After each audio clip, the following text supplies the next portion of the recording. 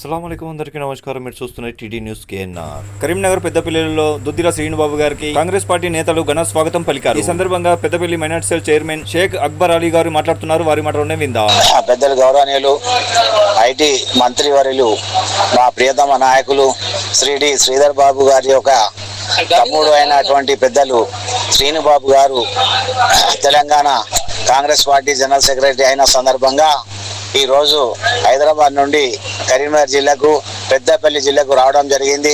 వారికి అడుగడుగున నిరంజనాలు పలుకుతూ అడుగడుగున వాళ్ళకి సన్మానాలు చేస్తూ అడుగడుగున వారికి హర్షధ్వానాల ద్వారా స్వాగతం పలుకుతూ ఈరోజు పూలమాలలతో కానీ శాలువలతో సత్కరించి మీరు ఇంకా ఉన్నత పదవులు అనుభవించాలి, ఈ ప్రాంతానికి సేవ చేయాలని చెప్పి అందరు ఆకాంక్షిస్తూ కార్యకర్తలు ఎంతో మంది ఈరోజు స్వాగతం పలుకు సంతోషం వ్యక్తం చేశారు.